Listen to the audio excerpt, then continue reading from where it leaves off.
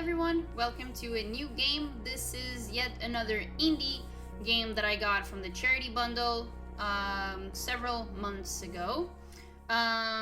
It's another dating kind of game. It's a shorter experience and I'm really excited to try this one out. I may not have liked the last one, but that doesn't mean that game with a similar theme won't be enjoyable to me. So I really hope that I have fun with this one. Sredania, sometime in 1995. State your first name for the record, please. I think this is Russian. Sounds like the agent's on a short fuse today. I'd better hurry up and answer him. Type your character's name and hit enter, or you just enter user default names. Ashley. My name is Karoshane. Oh, that's awesome. It fits.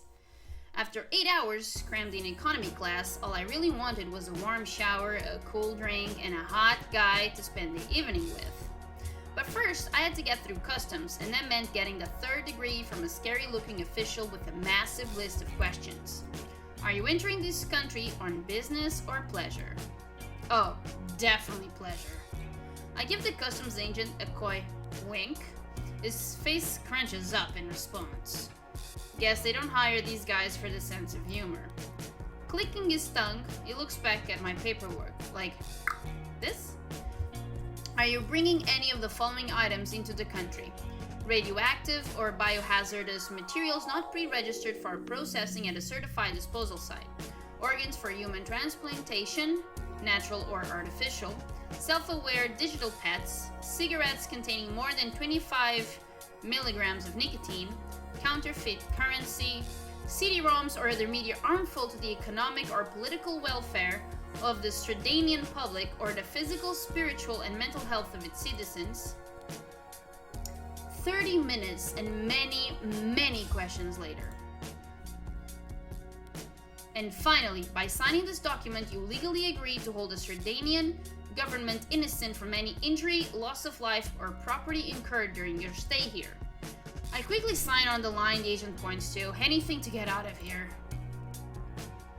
When my friends first suggested a vacation here in Stradania, I wasn't sure how to react. You do some weird stuff to get over a bad breakup, sure. But running off to an ex-Soviet republic that 9/10 of the known world won't even recognize as a country? The smart call would have been to find somewhere with warm weather, nice beaches, and most importantly, bottomless, rainbow-colored rum drinks. Instead, I'm here in Unilisk? Man, I'm sorry, I can't pronounce. A city whose biggest tourist attractions include a pig iron museum and guided tours through a multi-acre garbage dump, hazmat suits extra. On the upside, the tickets were dirt cheap, and I'm far enough away from home that I don't really have to worry about what others think. Instead, I can focus on the one thing that really matters. Me. Relaxing, having fun, remembering how to live a little. And if that means a few no-strings-attached flings with some of the local hunks, all the better. Like my ankle tattoo says, no regrets. So I fire up my translation filters, flag down a cab, and get ready for an unforgettable night on the town. Forget fancy architecture or big historic cities. Every building I see on the drive-in is an almost identical block of depressing concrete that looks like it would collapse in a stiff breeze. But that's the point, supposedly. Everything's here so grim, run down, and miserable that your own life feels like a bed of roses by comparison. At least that's what my friends claimed, and I'm still not sure this whole setup isn't just one giant elaborate prank. After stopping by my hotel to check in and stow my luggage, I head out with my first stop of the evening, a club called the Icebox. All the travel guides I've read say it's the biggest and best night spot in town. Not that there was much competition. Word also has it that this is where the city's big Borg scene comes out to play, the kind of hip place where nearly anything can happen after a cocktail or two. The building in front of me now, though, not hip or happening. Between those huge storage tanks and the weird pipes leaking gas everywhere, it looks more like a factory than a club. But there's a decent crowd gathered by the entrance chatting and sharing oily smelling cigarettes, and I can hear the faint boom of dance music through the doors. I'm gonna head on in.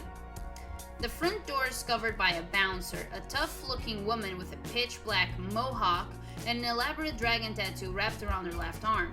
Thankfully, she only gives me a quick once-over before waving me through. Guess I don't really worry too much about IDs here. Pushing through the front doors, I enter the icebox, ready for my first taste of Anilsk nightlife. What the fuck? Which turns out to be an unexpected blast of cold smacking me in the face as soon as the doors swing open. Friday specials, burnt wire, Kyoto sunset, CD-ROM, dance floor. Paint thinner. What the fuck is this? There's a sharp chill running through the entire club, just a little too intense to be comfortable. Guess that explains the name. Not that anybody else seems to mind. The dance floor is packed with locals and tourists happily swaying away to the pulse of the music. But the temperature is not the only thing that feels off. The walls of the icebox are lined with frosted over glass tanks, all filled up with weird, gooey blue liquid. And each tank has a life-size mannequin, oh thank god it's a mannequin, bobbing around inside it, just barely visible through the blue sludge. At least I hope they're mannequins, because they're awfully realistic looking for a piece of bar decor. Nice as it is to see actual color in Unilsk, if they were aiming for a cool sci-fi vibe, they missed by a mile. The whole setup is just creepy. Did that mannequin just wink at me? I quickly step away and hustle over the bar area, hoping a bit of alcohol will set me straight. I'm greeted by a handsome man in a strange rubbery protective suit. They're really pulling out all the stuff with theming. Howdy, pilgrim. What's your pleasure? Glancing over at the drinks menu, I'm confronted by a sea of cocktails with names I've never heard of. Fortunately, the bartender seems to sense my uncertainty. First time in the icebox? First time in the country. I just got off the plane a few hours ago. The bartender nods knowingly and reaches for a bottle from below the counter.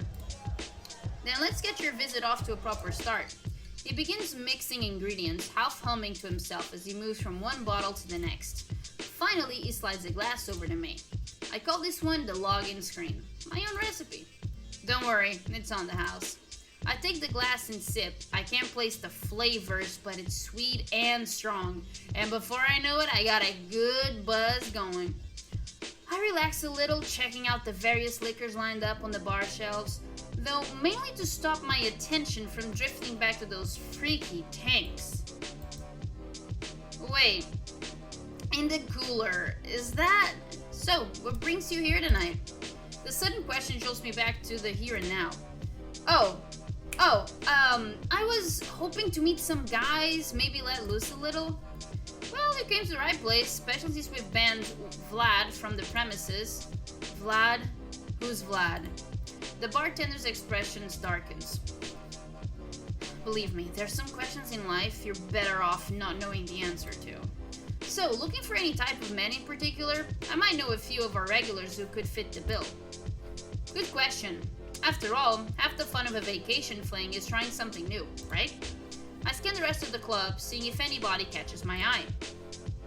The thin blonde reading a book. Okay, I'm gonna get personal here. I hate reading. I like blonde hair a lot. Stern-looking guy with the vest and sunglasses. I like vests. I don't know what stern-looking means though. The cocky-looking guy with the flowing pink hair. I don't like cocky sons of bitches. The hunted-looking man with the glasses and ponytail. Long hair on a guy is not really my thing. The buffed-up fashionista in the expensive clothes. Okay, that would be the complete opposite of me.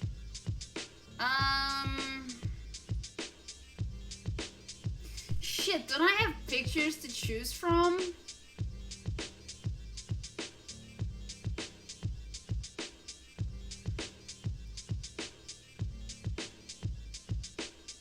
Maybe this guy, because I don't know what stern means and I like vests. Not what I was looking for. How about the guy with the sunglasses in the far corner? You mean the fixer? tough customer. Your best bet is to avoid mentioning anything related to VR, music, tech, data tape, or... On second thought, probably best to avoid him altogether. Okay. Oh, so I can actually, like... Okay, I can actually scout them. Alright. I nod towards a handsome-looking blonde sitting off to one side. He's thin, model thin, even, and has a kind of distant look to him. Okay, if he's model thin, he's way too thin. What, Dan? Fancies himself a bit of a philosopher. Not exactly my idea of a good time, but you've got a soft spot for lost causes, he's your guy. Hey dude, I'm a lost cause. I can't seem to connect with people, like, at all. Unless alcohol is involved, which is a terrible sign. And I've been single for 4 years and... Right now it's April, so I'm gonna guess 4 years and 6 months. Yeah, 4 years and a half for sure. Not more than that, but exactly 4 years and 6 months. Now that I do the math. All right, cocky looking guy with a flowing pink hair. Tell me about pink hair on the other side of the dance floor there. Ah, shit parade. I'm not a bad guy as such, but he's addicted to getting a rise out of people. Most find it a bit much to handle. Hunted looking man. What's up with the intense looking one with the specs? They call him the Sandman. Kind of a closed book, that one. I know he's some type of hacker, but not much more than that. He's not really the clubbing sort, so I'm guessing he's only here for business. Don't expect too much from him.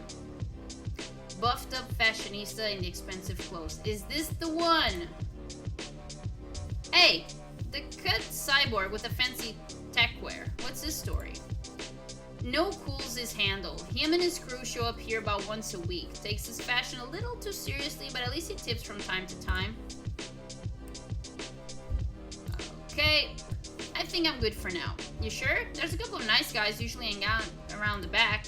Thanks, but I'm all set. Well, you're the boss. I'm Jack, by the way. Come back and see me if you need a refill or advice. Will do. After finishing off my login screen, I head back out to the dance floor, ready to mingle. I take a minute to check out the crowd, trying to find my opening. Everyone's talking and laughing in little groups, and having a great time by the looks of it. So I move from conversation to conversation, keeping an ear out for one I can casually butt into. Get it? Butt into?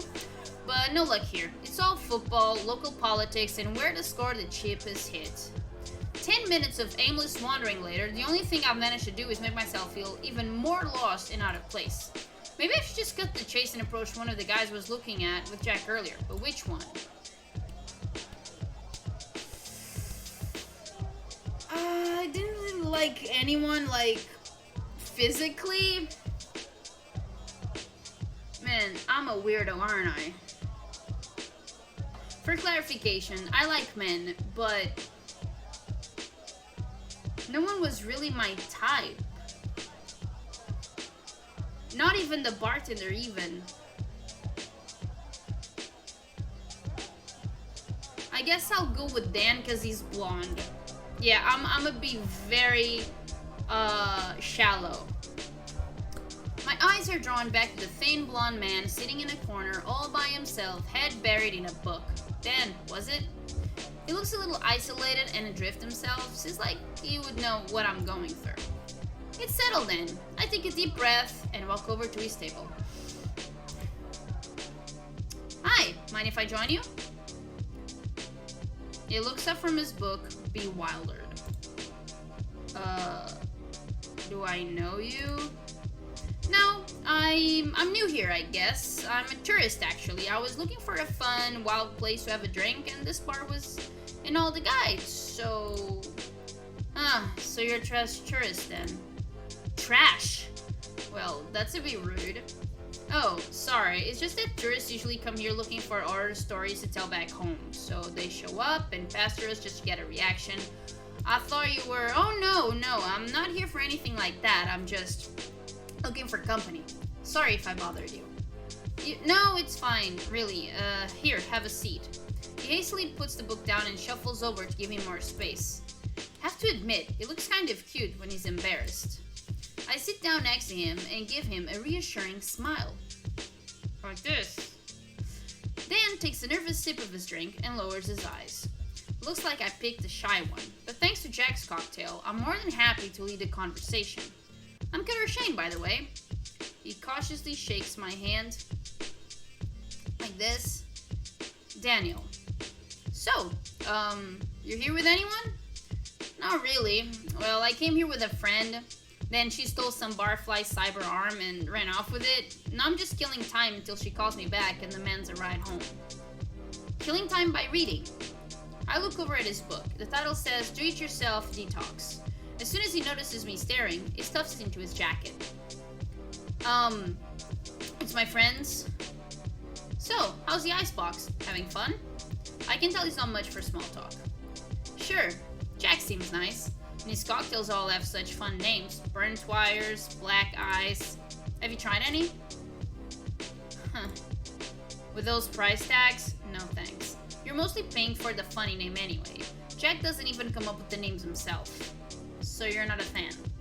The best way to describe the icebox is all style, no substance. At least they tolerate Borgs, but no, I don't usually come here. You can barely hear yourself think with all the software club music, never mind carrying on a real conversation. So what's your go-to place?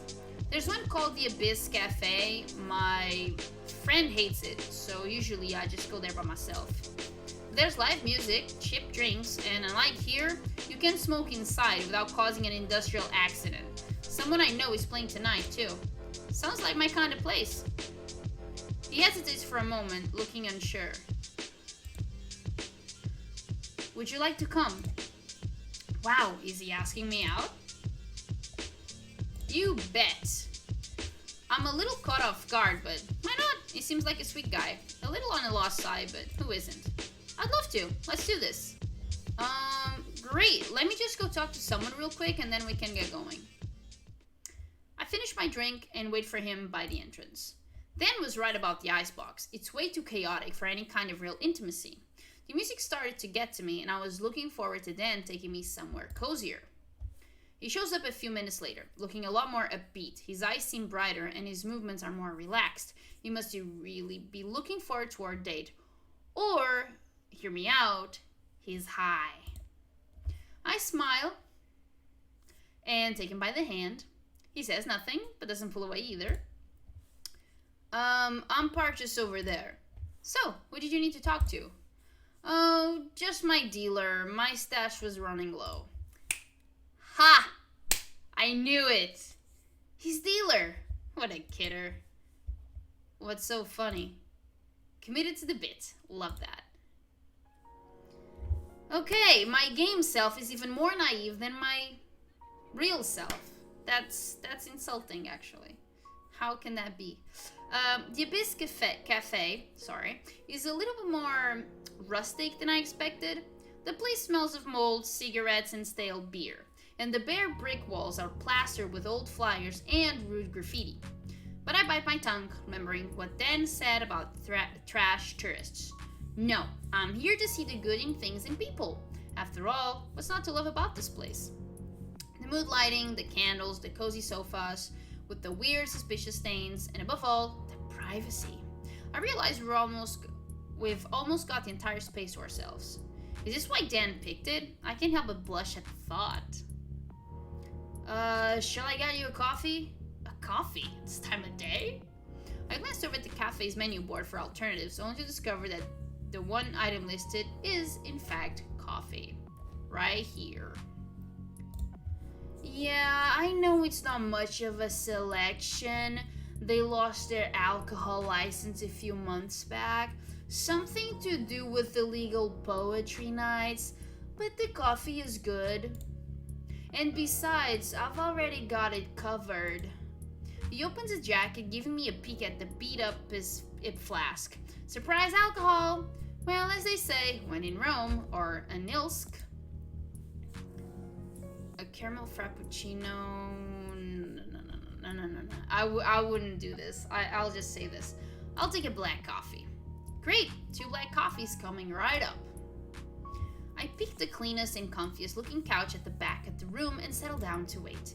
Moments later, Dan returns with our cups. Oh, don't you want to sit closer to the stage? I honestly hadn't even noticed the dinky stage with the tiny projector screen at the other end of the room. Right, he mentioned something about live music earlier. You're gonna miss all the visuals over here. Come on, let's move to the front. I reluctantly follow him and we settle down in front of the screen. We spike our coffees with Dan's surprise booze and wait for the show to start. Eventually, a homeless-looking guy wheels out some equipment and starts wiring it together. I was expecting a guitar, maybe a piano, but none of this stuff even looks like instruments. Whatever it is, his setup must be seriously malfunctioning, because moments later, horrible noises start pouring out of it. I turned to Dan to comment, only to discover it disappeared while I was watching the setup. Minutes pass and I'm starting to get more and more uncomfortable with the noise. Thankfully, Dan eventually does come back. Maybe I can talk him into leaving the snow. As he sits down, I spot a bit of powder around his nose and finally realize what's going on. Oh my god, you slowpoke! He ran off to touch up his makeup, and this shade is way too fair for him. Small wonder he looks like a corpse. No, that's... My god, I'm dumb. I should say something, but I wouldn't want to hurt his feelings. I mean, it's probably just a goth thing. He's a goth, right? A moment later, the racket finally stops, and I breathe a sigh of relief. Dan leans in and taps me on the shoulder. Hey, check it out. He's about to play my demo. Your demo? Oh, well, sounds exciting. Let's hear it.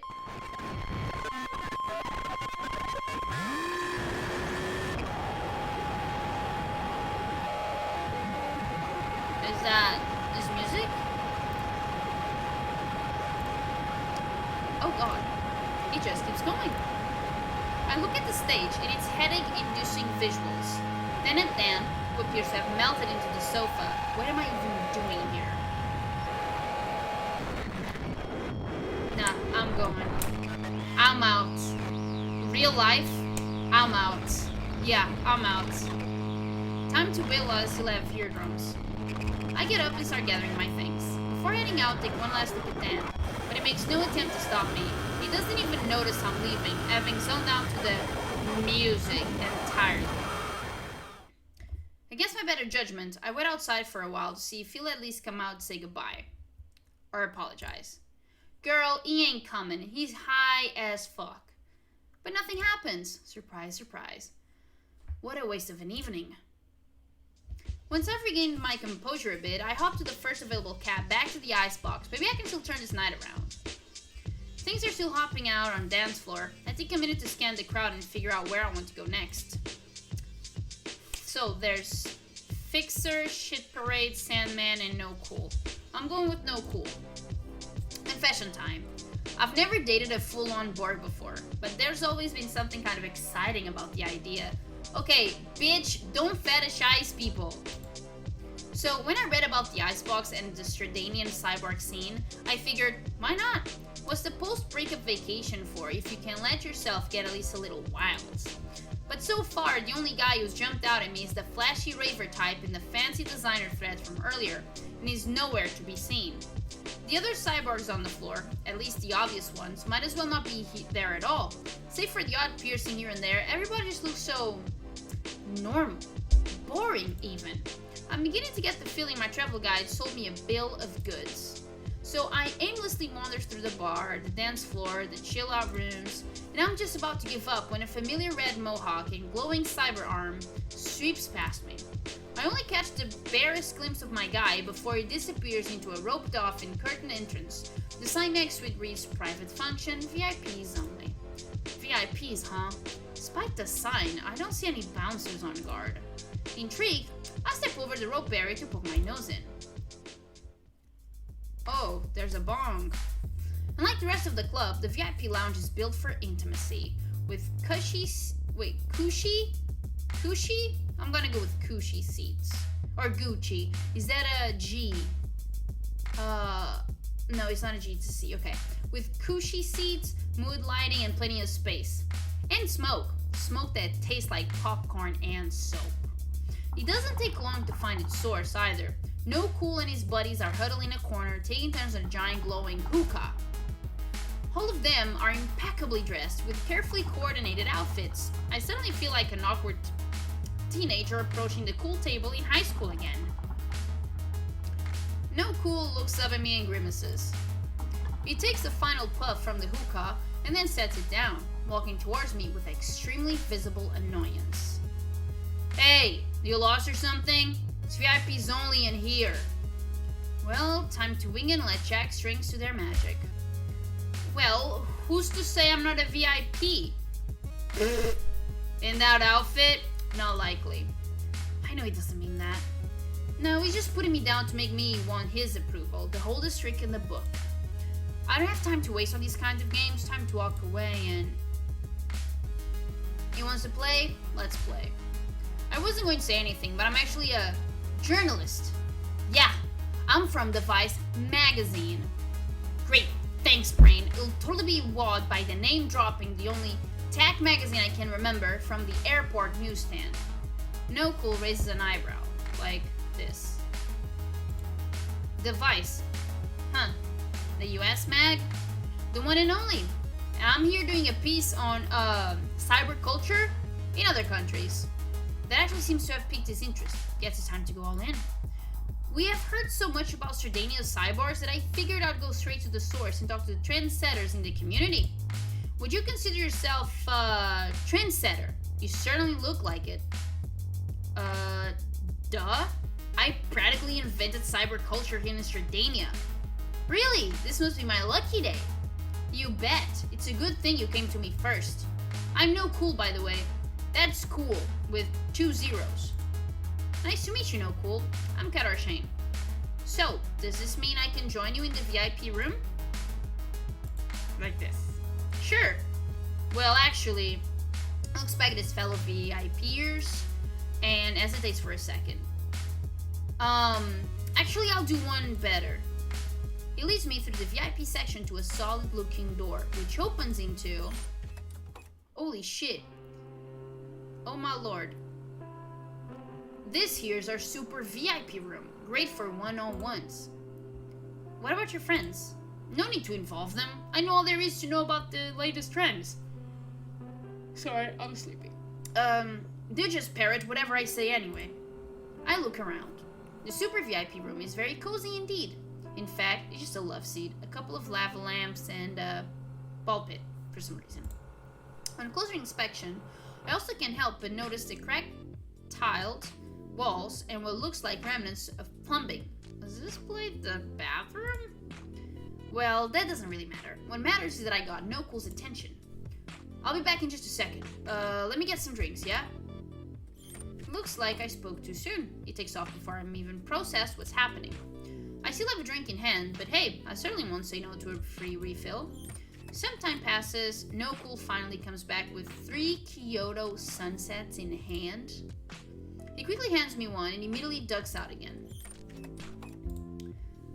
I sigh and settle in the love seat, sipping at my replacement drink. Guess it's what I get for trying to hang out with a popular crowd. There are 10 minutes pass. I'm starting to get flashbacks to my prom right here. Maybe I should go see what's taking him.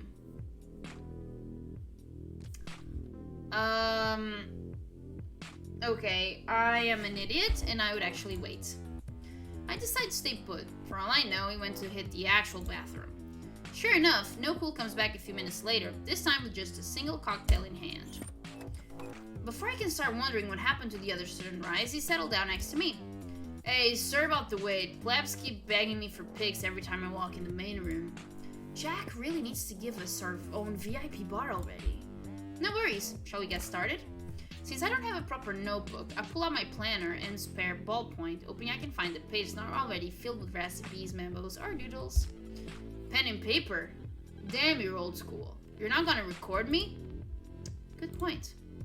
Yes, of course. I was just about to. Voice recorder. I dig through my bag and take out my cassette player. It doesn't record, of course, but it looks like it could. I put it on the coffee table and press play. With that out of the way, I start my interview. Over the next 5 minutes, I learned that he's a senior operator at Digital Serenity, the most groundbreaking VR salon in the country, but his real dream is to become a model. He coordinates outfits for all of his friends. He started getting into serious weight training after he was mugged for his shoes back in high school. Sensing an opening, I then asked him about his favorite clothes and regretted almost immediately. What follows is half an hour rant about streetwear, tactical sock brands, initialism latest drop, and why his computer job demands the most technologically advanced pants money can buy. Okay, but the thing is, he's passionate about these things. Entirely too many minutes later, and any sneakers under 500,000 aren't worth my time. If you're not willing to put some effort into your looks, are you even a true cyberpunk?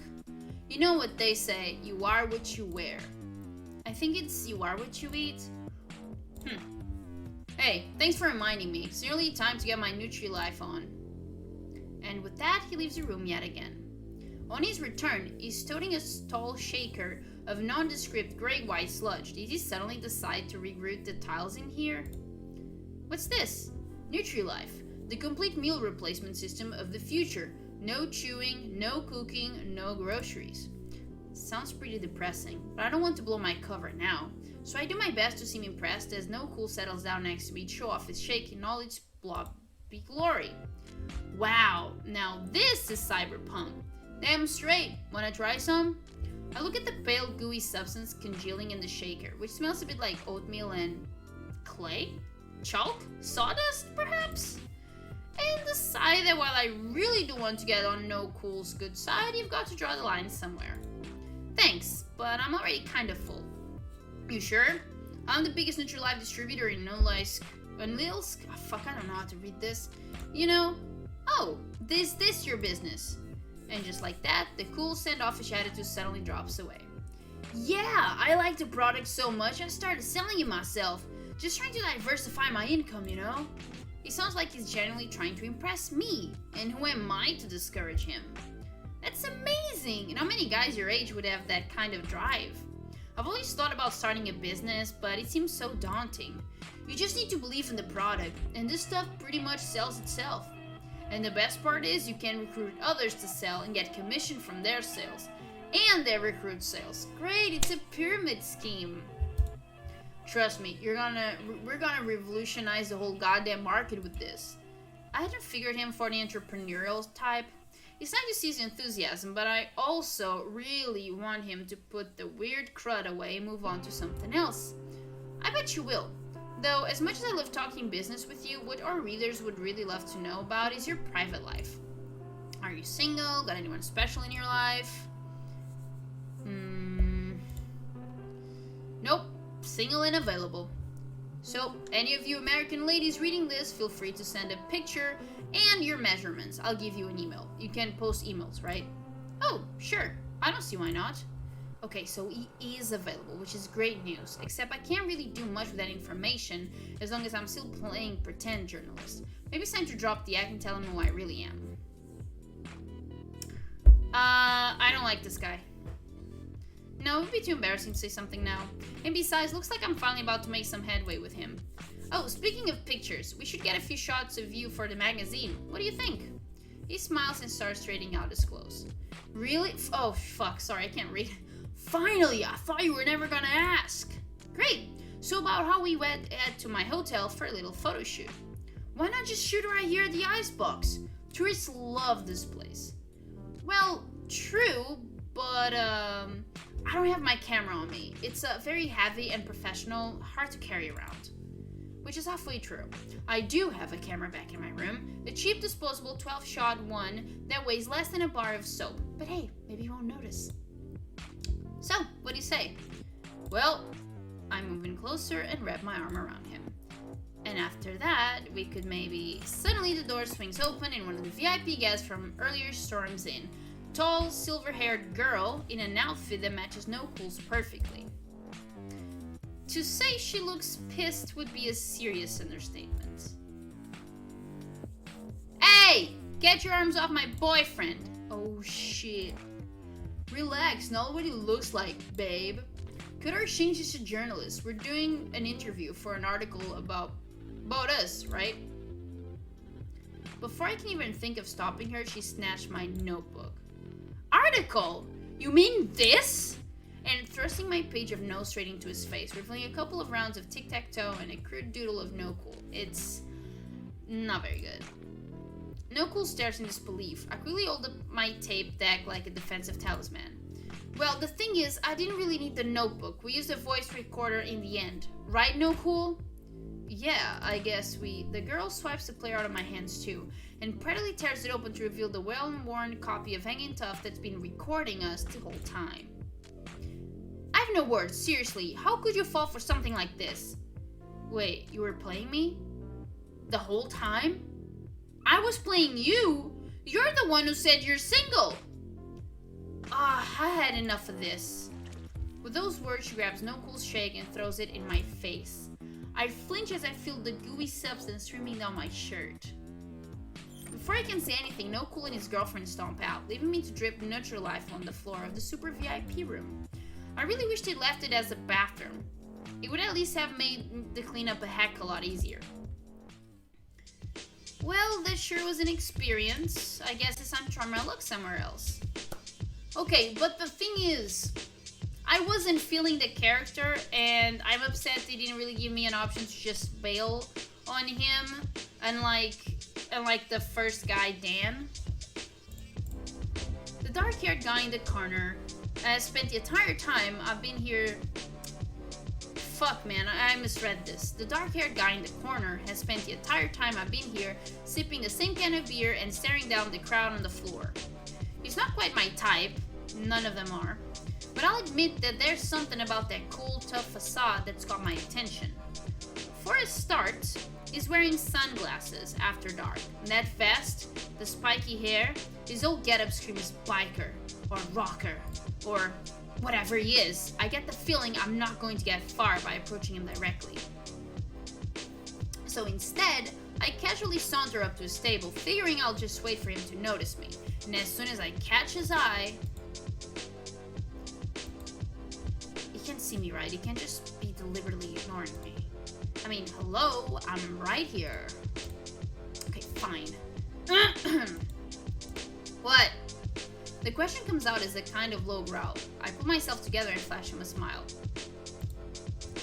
Just wondering, is the seat taken? Man gives me a sour up and down look. What's it to you? Wow, he's really working that bad boy energy. It's just, I saw you sitting by yourself and thought you might like some company. Sure, I guess. From what I've seen so far, that might be the best invitation I'm going to get. I settle down across from him. Thanks, my name's Cata Shane.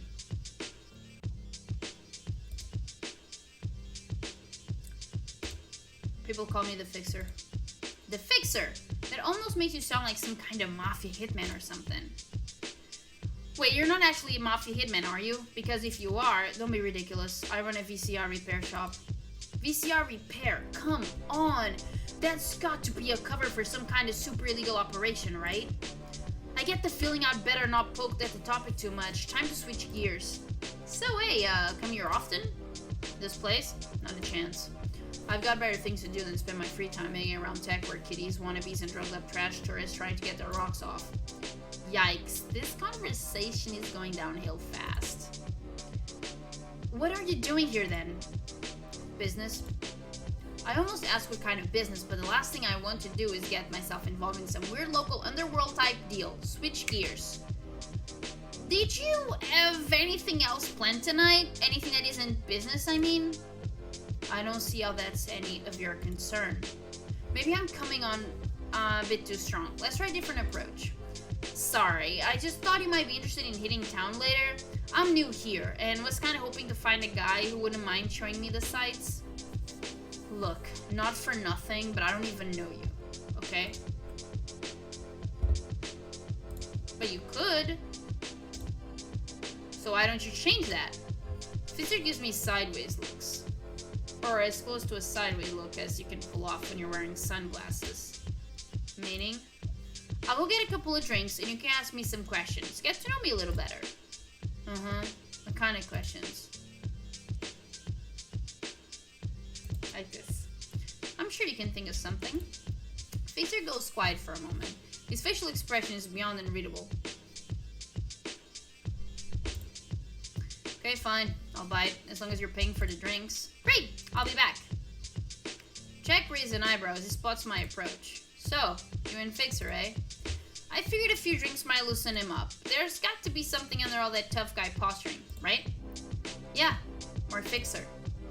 Any recommendations? He didn't seem like a big cocktail fan. No, he's more into the imported American beers. Get him a can of Budweiser, and he'll be happy. Or at least 5% less grumpy. Just a second. It's pronounced Bud. Before I can finish correcting him, Jack's already set down an ice cake aluminum can on the counter. I squint at the red and white label with the subtle and not so subtle misspellings. I've also got a few Coors or Outback if you prefer something lighter. No, that's good. And what's your pleasure? Beer. Sure thing. He pulls a second can out of the cooler. The metal is cold enough to be painful to the touch, but I tough it out, tucking the beers under my arm and heading back. Took you long enough. I set our booze down, praying the extra alcohol will find a way to coax my Prince Charming out of this particular frog. Fixer seemed genuinely surprised when he realized I brought the second can of beer back for myself, but doesn't comment on it. So I pulled the ring tab, risking an experimental sip. It tastes like somebody doing a bad job of copying a bad American beer, for a start. 9/10 of the flavor seems to be the metal from the can itself. For the sake of appearances, I choked down one more mouthful before nudging it aside. Fixer then cracks open his Budweiser and leans forward, arms crossed. So, questions. Fine, let's start with an easy one. What kind of music are you into? Better think about this one if I want to make a good impression. Pop, industrial, new age. Okay. Forgive my ignorance. I don't know what new age is. I don't know what industrial is. I personally like pop. Out of these three. My all-time fave, New Kids by a Mile. You know, I used to have this huge embarrassing crush on Danny when I was younger, and when they broke up, I was, yeah, don't care. Anyway, you any good with computers? Yes, I am. It's my job.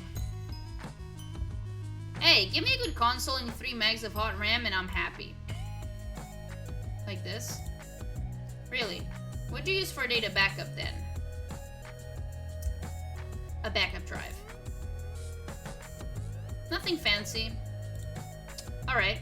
How about virtual reality? You know anything about that?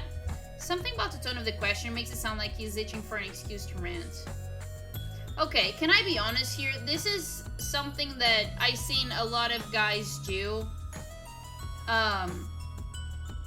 Like when they're trying to see if a girl is really into a topic that is supposed to be masculine. Like, for example, I love football. Anytime I say I like football, and I get asked a bunch of questions to see how much knowledge I have on the rules, on the teams, on the years that someone won competitions and all sorts of stuff.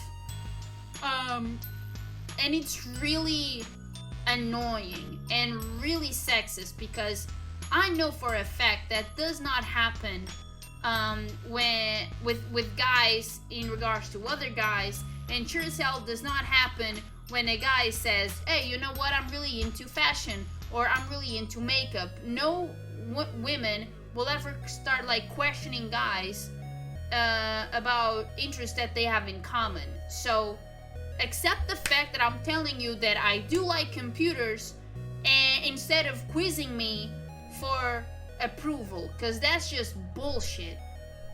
Moving on.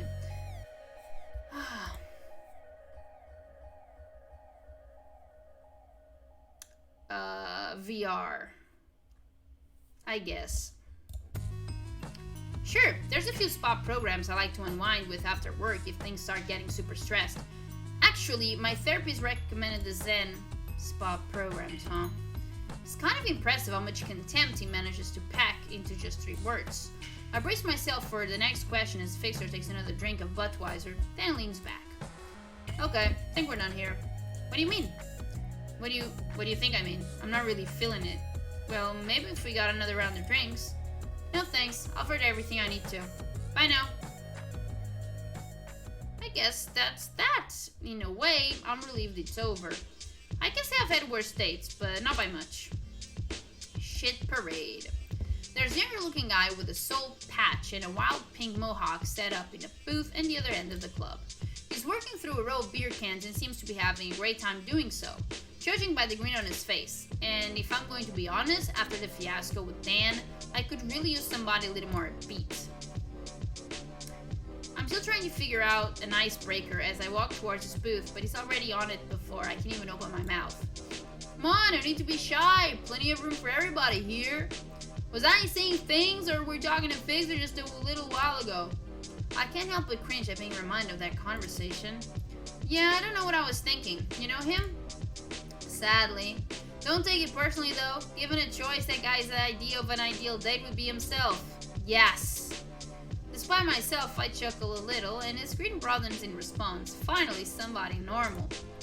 I'm Cata. A pleasure. I'm Igor. My friends, however, like to call me Shit Parade. If that's what your friends call you, what do your enemies use? Hey, you know what? I really like someone cheerful and with a sense of humor. It's a bright, pleasant kind of sound, a sound I wouldn't mind hearing more of. It's the title of a column I write in a local VR zine. VR zine? Fuck, I don't know. Bad trip reviews like what? Oh my lord. Fucktastrophically. Yeah, I'm going with this. Bad. Oh, you're a writer. That triggers another laugh. I do like a guy who doesn't take himself seriously. If you want to be fancy about it, probably more in the money to say I work through my inadequacies on paper. Last part is delivered with a knowing wink. Good to know, though I think I'll stick to Igor, if you don't mind. More power to you. You mean to VR at all? Sure, I like a good sim every now and then to bust some stress. Mostly the spa programs. You know Hot Stones 3? Can't say I do, but I'll admit, my tastes are very singular. Singular in what way? Might be easier to show instead of tell. Ever wanted to broaden your VR horizons a little? That almost sounds like an invitation. Might be fun. I might be convinced to. In that case, you're in luck. Meet me out in front in 10. We're going to go hit a salon.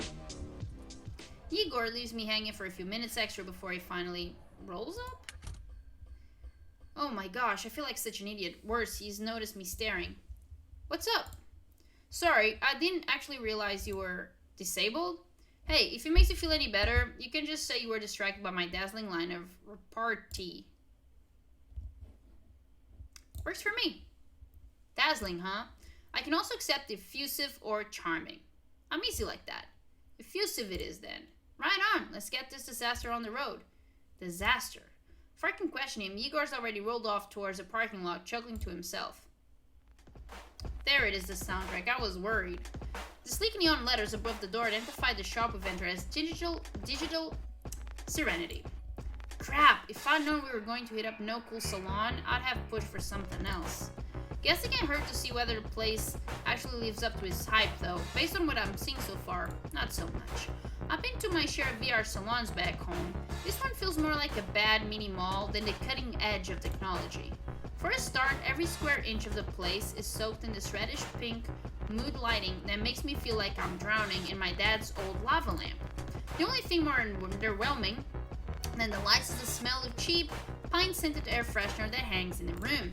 The VR stations themselves are rows of glossy loungers, each with its own computer and headset. It's meant to look cool and futuristic, but it mostly makes me think of a dentist's office. I settle down and wait for Igor to finish checking us in, trying my best to get comfortable. The loungers might be sleek, but they're anything but ergonomic. At least he's paying. Igor rolls back from the check-in desk with a big 3-ring binder in his hand and a wicked gleam in his eye. Here's a trip catalog. Take a look through, see if anything jumps out at you. I can give you a few picks if you're stuck. Hey, don't worry about the prices, we're all covered for the night. He smugly flashes a little plastic card emblazoned with the Digital Serenity logo.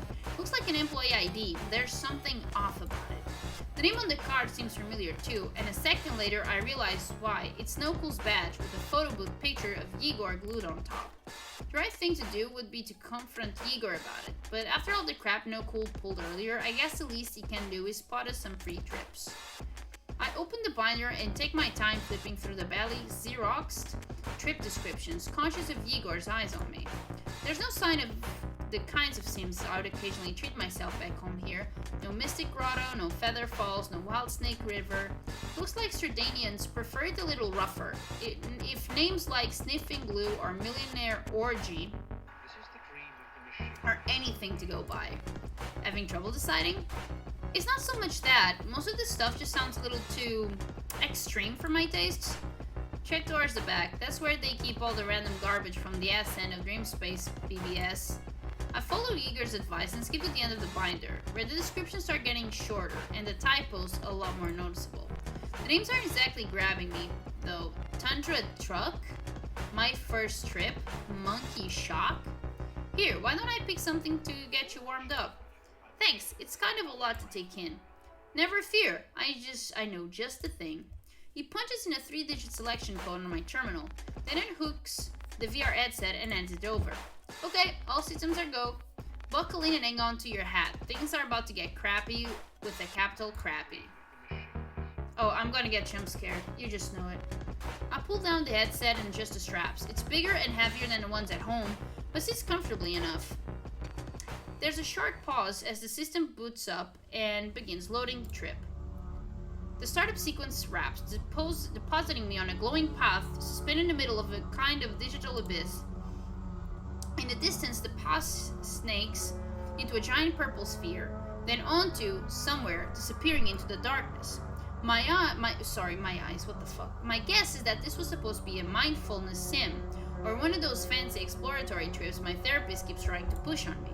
But after all of Igor's big talk on the way over, I was expecting something a little more impressive. This just looks like somebody's first attempt at VR. Sighing, I take a step forward on the path. Maybe the inside of the sphere will at least be... Whoa. Before I have a chance to react, the path under my feet starts turning itself inside out, stretching and twisting, and straight up exploding around me. I try to step backwards, but any movement only seems to tear the sim world up further. Rainbows pour out of the cracks until all I see is wild color, getting brighter and brighter. A problem has been detected. The current program has been shut down to prevent damage to your computer and bioneural hardware. Okay. Whew, I don't think I've ever been this glad to see an error message before. Oh god. Oh no. How do I get out of here? Like, this is fucking creepy. Suddenly, the trip shuts down, leaving me staring at a blank screen. So, what's the verdict? I can't bring myself to lie. That I might have been the worst trip I've ever been on. To my surprise, Igor's grinning from ear to ear. Right? Shitty sims are a dime a dozen. But Mystery Sphere TRP's a whole other ballgame. If they ever make a Hall of Fame of uncut VR suckage, it would be a shoo-in. I mean, how do you manage to F up your virtual object pointer so badly that you crash both the system and the headset? If you got to work to shit the bed that badly. First time I ran it, I ended up sucking down like half a bottle of vodka afterwards just to make the humming stop. I don't suppose you've got any of that vodka on you. No can do. They keep a pretty tight leash on outside drinks here. You up for another one then? Charming as Igor might be, I'm not exactly thrilled by the idea of spending the rest of my evening being subjected to crappy VR. Maybe it's time to nudge things to a more intimate direction. See, I'm actually enjoying this guy. Okay, one more, but I picked this time, and you're joining me, okay? Sure, have at it. I take my time leafing through big trip binder, looking for something with a bit of a romantic atmosphere. Nothing too blatant, of course. I don't want to tip my hand yet. I just need a sim that's cozy enough to set the right tone, and then...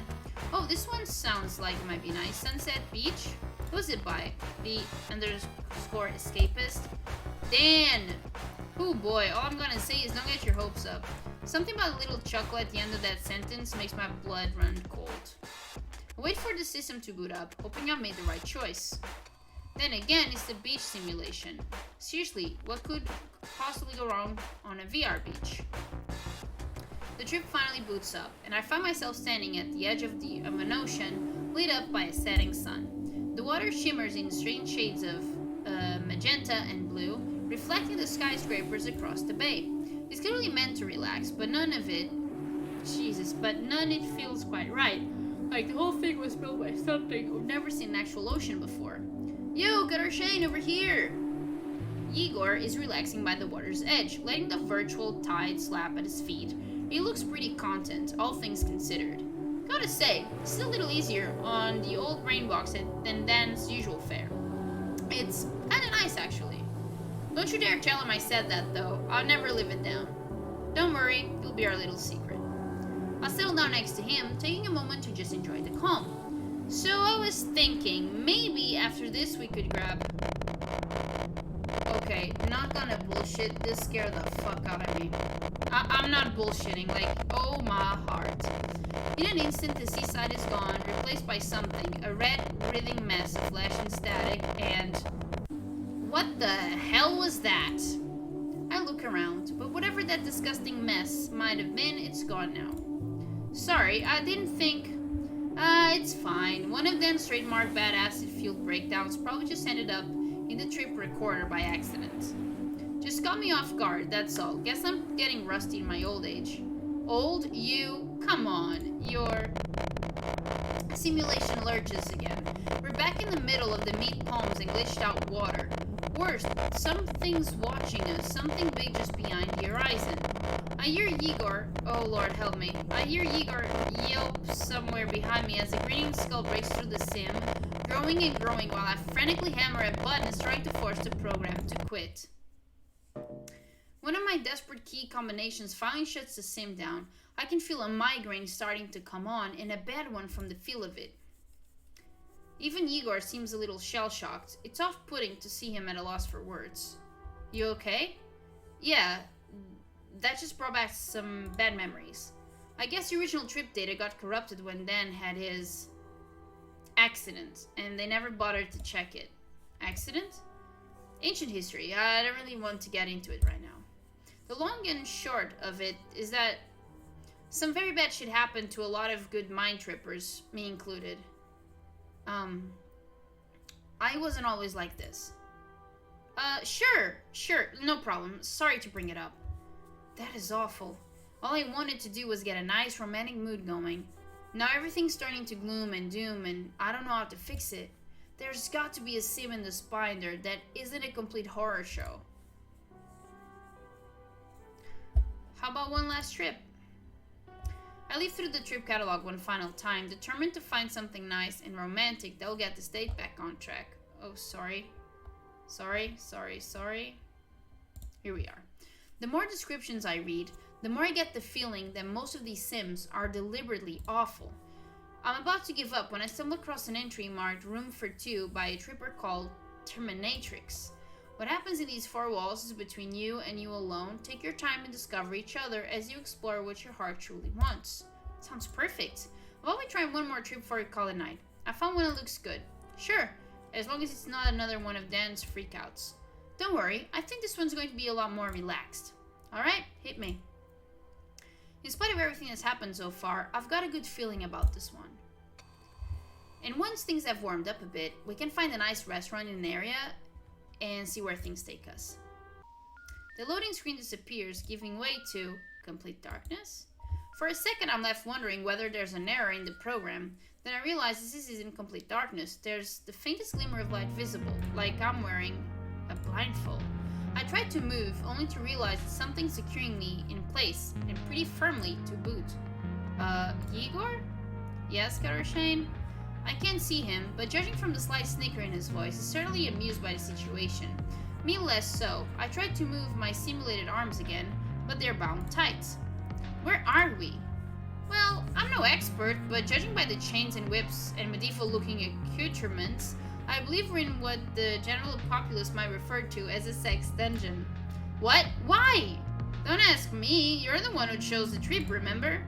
Oh my god. I can't hit the exit prompt fast enough. Mercifully, the trip shuts down almost immediately. I don't think I've ever been this mortified in my life.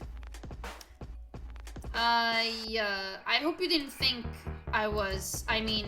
not quite what I would choose for a first date, but hey, sometimes you got to put yourself out there. No, seriously, the description made it sound all nice and romantic, and not that. Oh god, at least he's laughing again. It happens, though just for future reference, keep an eye out for those little asterisks in the trip names. Those boys usually mean things are going to get spicy. Thanks. I don't have long to marinate in my embarrassment though, because just then a loud shout sounds out.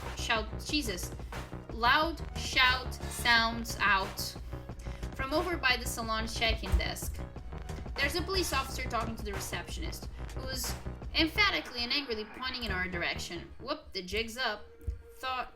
Though it would take them at least half an hour to flag the ID. Guess they're getting smarter about their security again. What's the penalty for scamming free trips with stolen employee card? Oh, normally they just bar you from the salon, but DG and I have a bit of you could call it a history. So I was trying to suggest making a beeline for the fire exit. Hey, hold it right there, you shitbirds! Crap, as if things weren't tense enough, No Cool himself just walked into the room. His anger only intensifies once he sees my face. You! Shit Parade zips off at surprising speed, leaving me to bolt after him as fast as my legs can carry me. The fire exit drops us back out onto the street.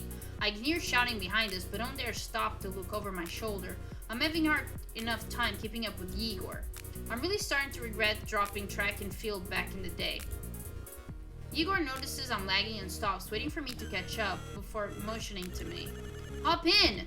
The running steps behind me are getting closer. I quickly climb on Shit Parade's lap, while he flips open one of the armrests on his wheelchair, revealing a handful of switches. He flicks one and we immediately lurch forward, rolling down the sidewalk at a surprisingly decent speed. Head up all installed is for emergencies. The battery shits itself after a few clicks, but it's a hell of a ride until it lasts. He's not wrong. The buildings whip by in a blur as we rattle down the cracked and crumbling sidewalk, and it isn't long before our pursuers disappear into the distance. After we put a few more blocks or breathing room between ourselves and the salon, he shuts the electric motor off again. My heart's racing at about 1,000,000 miles a minute now. And you do a lot of this sort of thing? You know, not nearly as much as I should. I haven't had this much fun in ages. We ought to split up though. The coppers usually get bored after half an hour or so, but you never know when they'll decide to take it personally. Probably a good idea. So, some night, huh? Oh, it's been a hoot. Thanks for indulging me, and if you ever want to try private sim or two, I might be able to hook you up. As long as not another mystery sphere. Oh, I absolutely cannot promise that, but give it a think over, eh? I'm in the icebox most evenings. We'll see. Thanks, Igor. Anytime, Kid or Shane. Anytime. See, I really like this guy. After saying my goodbyes to Igor, I managed to flag down a cab to take me back to the club. By the time the taxi pulls up in front of the icebox, I'm recovered and ready to mingle again. All the same, I think I'm done with VR for a while. I give the rest of the club a quick check before working my way over to the bar again. There's little of the commotion I saw at the start of the evening now. Hopefully I haven't completely missed my chance to have a little fun. Thankfully, there's still plenty going on. I head straight for the bar once more, figuring I can grab a drink or two while I plan my next move. Sandman. The ponytailed guy hanging around the back entrance seemed to be the only person in the club who wasn't dressed to impress. With his dorky and slightly worn sweater, glasses, and button-up shirt, I was immediately reminded of my international relations professor back in college. Then again, I did always have a little bit of a crush on the prof. Okay, I went to law school. There was one optional subject, let's say, about international relations, and regardless of that, I have never had a crush on any professor or teacher of mine. Ever. Thank goodness, because that would just be disturbing. Moving on, what made me stop though was the intensity of his look. When I first spotted him, it was working on his sleek, palm-top computer, staring at his screen so aggressively that I half expected lasers to suddenly start shooting out of his eyes. For a second, I imagined what it would be like to have him look at me like that instead. Sweater or no sweater, the image was incredibly appealing. Except the spot he was sitting at is empty now, and I have no idea where he went. For all I know, Might have gone home already. It didn't really seem like the party all night type. Oh well, might as well head back to the bar and... Apologies, did not see you. There he is. No problem. I was actually on my way to come by and say hi, but sorry, no time. The way he's scanning the club makes it clear he's looking for something, and judging by how on edge he's acting, it's got to be important. Did you lose something? Maybe I can help. Maybe. There's this weird quality to the way he speaks too, like he's trying to figure out how to get his point across while saying as little as possible. Definitely not your average kind of guy. But since the last average guy I dated wound up sleeping with my personal trainer, maybe that's not a bad thing. What are you looking for? A dog, small, white coat, answers to Vanira. Must have slipped out of her bag earlier. I did not see that one coming. Offer to help out. Who takes a dog to a nightclub, especially in a club like Icebox? Maybe it's a service animal, but still. What breed is she? Pomeranian? A Pomeranian. Nira was expecting some weird rough and tumble Russian breed. Looks like our cool man of mystery is a bit of a softie at heart. And I've just been handed the perfect excuse to get to know him a little better. Why don't we split up? We'll check the common areas, and you can look around the back. We can cover a lot more ground with two people looking. I'm Cutter Shane, by the way. Sandman. Thanks. Now, where do I start looking? The booths. I start combing the booths, figuring there's a chance the Sandman's dog might have slipped under a table or chair at some point. Unfortunately, my search happens to take me past Fixer's spot. As far as I can tell, he still hasn't budged since last time I saw him. His expression hasn't gotten any friendlier either. I thought I told you to get lost. Yeah, you made that perfectly clear. I'm just looking for a dog. I'm expecting a dismissive snort, but to my surprise, Fixer actually responds. What, one of Sandman's mutts? Yeah, her name's Verena? I told him I'd give him a hand, so freaking Vanira. The dumb thing probably got spooked by the speaker feedback and hid under the pipes outside again. You'd think Mr. Computer Guru would learn after the third or fourth time, but no. Just watch your fingers when you're dealing with her. That flea bag's a biter.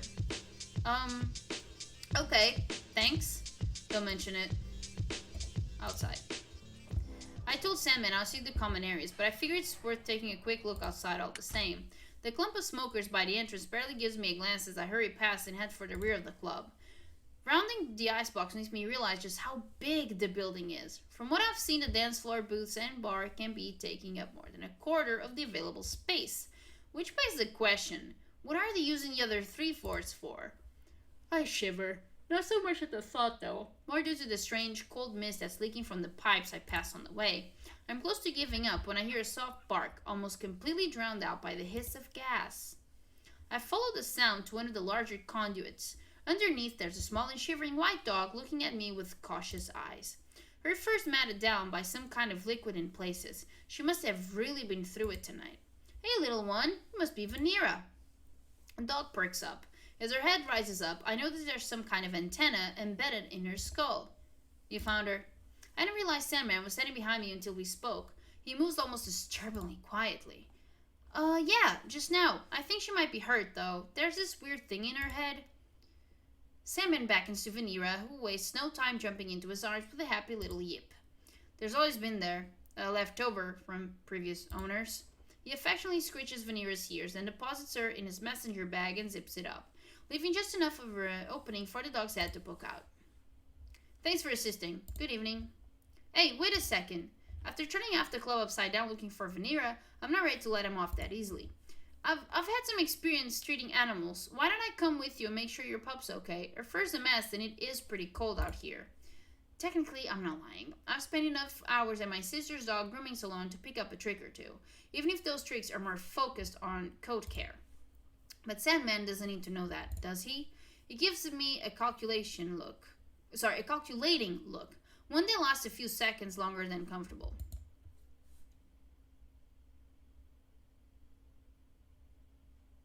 That's what he did. Fine, come now. As I turn to follow Sandman, I notice two other dogs peeking out around the club's dumpster. Both are equipped with camera eyes and both are staring directly at me. Shivering, I hurry to catch up.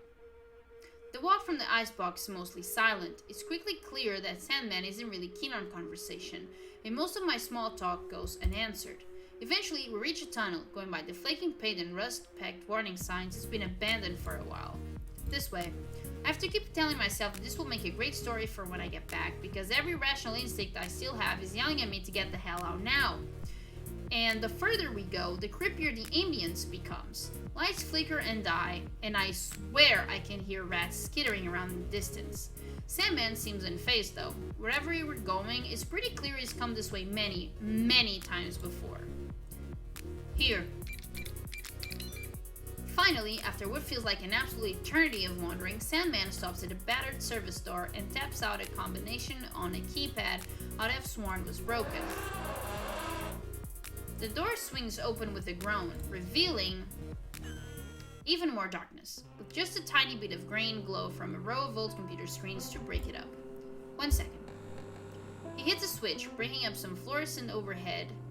With the benefit of proper lighting, I finally have a chance to take in my surroundings.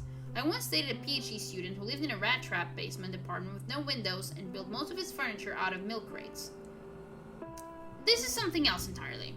Computers aside, most of the space seems to be taken up by kennels, with enough space for a dozen dogs or so. Kind of an unusual place you've got there. That means to an end. Sandman sits his bag down and lets Vanilla out. There's a few other dogs lurking in the darker corners of the room, a mix of breeds and sizes, whose only common feature is the cybernetic widgets they're sporting. A few of them poke their heads out to stare at me. There's an intelligence in their expressions that sends a little shiver through me. So, is just you and the dogs out here? Mostly. Sandman gives me an expectant look. It takes me a second before I remember my promise from the icebox. Oh, right, I was going to give Vanilla a quick checkup, wasn't I? Sorry, got a little distracted. The little Pomeranian settles in front of us. I kneel down, hoping I look at least somewhat professional in the face of Sandman's scrutiny. The tiny, sensible part of me is begging me not to overplay my hand here, but sometimes you have to take a chance, right? So, try to get some gunk out of her fur. We should probably try to get some of this liquid off. God only knows what kind of crutch he's gotten into. Do you have any shampoo? To my surprise, Sandman immediately pulls a bottle from a nearby box. My implant's struggling with the Russian, but I see the words for a glossy coat on there. I dutifully pour some out and start massaging it while Sandman goes off to collect a water pail. I'll have to write my sister a thank you after all this is over. Instead of dog food and pudge, however, my fingers keep pressing into something far more hard and metallic, eventually provoking a whimper from Vanilla. I carefully pull my hand away. This definitely wasn't something in the pampered pup salon equipped me to deal with. Sandman needs to notice my confusion. Implants, monitoring equipment mostly. Why would you install monitoring equipment in a dog? Again, previous owners. I sense the slightest tinge of anger in Sandman's voice. From everything I've seen so far, he's very protective of Vanilla. The upside is that I now have an easy out for my bluff. I don't really have a lot of experience with, cyber dogs, sorry. Understandable. He quietly washes the rest of the shampoo out, then nods at Vanilla. The Pomeranian promptly scampers off into darkness to join the rest of the pack. Thanks for trying. So anyway, what's a guy like you doing all the way down here? It's complex. You can say that again. I wait, hoping my silence might prod Sandman into volunteering a little more information. No such luck, though. I don't think I've ever seen that many monitors in one place before. Personal project. If Sandman ever took up poker, the gambling world would be in a whole heap of trouble. I've seen statues with more readable faces. Did you have anything else planned for this evening, then? Yes. There, I hope. And what's that? A visitor. For work. Well, if they're going to be, we could maybe order some food or... No, he should be here soon. The tone of Sandman's voice makes it pretty clear he's not open to debate on this one. So much for that idea. Okay, well, I guess I should let you get on with your evening. Thanks for showing me your place, I guess. Yeah, thanks for earlier. As I get up to collect my things, Vanilla gives me a little yap of acknowledgement from the recesses of the room. Can you find your way back? I should be okay. Take care, Sandman. You too, Shane. I get rid of my stuff and nuzzle for the exit, trying to ignore the dog staring at me from every half-dark corner of the room. Finding a way back out the dinghy, I'm not sure if I'm pronouncing this right. Filthy tunnels takes way longer than I was planning on, but eventually I'm back in the daylight, nightlight, street light. Whatever. The important part is that I'm not underground anymore. Luckily, I managed to flag down a cab to the club relatively quickly. I re-enter the main room with a sigh. What a ridiculous night this is turning out to be. The The dance floor is pretty much dead and buried now, with only a few stragglers left. I can feel my chances for a happy evening read fading fast. So what now? Screw it, might as well eat the bar again. I returned to the bar one last time. Well, maybe crawl is the more accurate word. After everything that's happened this evening, the only thing I want is another strong cocktail from Jack and the first available cab back to my hotel. But Jack's not at his usual spot, or anywhere else for that matter. Crap, I guess his shift must have ended. The dance floor is almost empty at this point, and the few people still lingering in the booth look about set to pack it in too. So much for going my big night out. I'm about to head for the exit when I suddenly spot Jack coming out of one of the employee-only doors. He shucked the strange orange uniform from earlier for a vintage get-up, and all I can say is yow. Between the form-fitting pants and the fancy waistcoat, it could easily be a cover model for those cheap airport bookstore quality romance novels I totally don't have 3 shelves of. Hey, Connor Shane, heading out for the night? Yeah, I'm done. I'm just going to go back to my hotel and sleep things off. I take it your evening didn't exactly go as planned. Not really, no. Sorry to hear it. I shrugged, trying my best to look composed about it. It's fine, really. Everybody has a bad night every once in a while. He smiles, not the practiced, customer-friendly smile he's been giving Icebox patrons all evening, but something warm and real. In that case, why don't you join me for dinner? I know just a place. Okay. Really? I'd love to, as long as it's not too far out. Oh, it's not far out at all. In fact, it's right here in this building. In the Icebox? Don't tell me they have a restaurant tucked away in here this whole time. Then again, that would explain why the place is so freakishly enormous. Maybe I'll get lucky and find out they've got a secret spot too. Sure, sounds great. Lead the way, Jack. Of course, let me just check to make sure security's got everybody else out. Jack digs into one of the cupboards behind the bar and pulls out a flip phone. He stares at its screen for several seconds with almost comical intensity, then taps a few keys. Then a few more. He's developing a frown that seems to get deeper with every button press. Is everything okay there? Right as rain, just having a little trouble with this phone. Here, let me take a look. And reluctantly hands the phone over. Looks like the keyboard's locked, so what was up with all the button mashing? I unlock it and bring up his messages, then hand the phone back. He looks at me almost reverently. How did you do that? See, you just select unlock here, and then hold down the hash key to unlock it.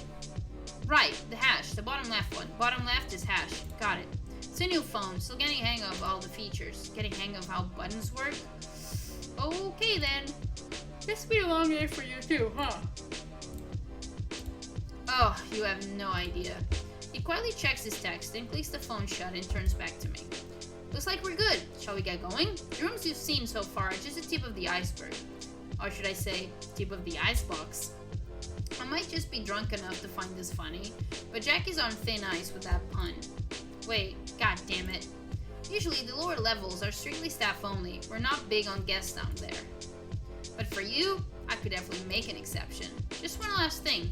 He ducks behind the bar stand again and rummages underneath the counter before pulling up a long black strip of cloth.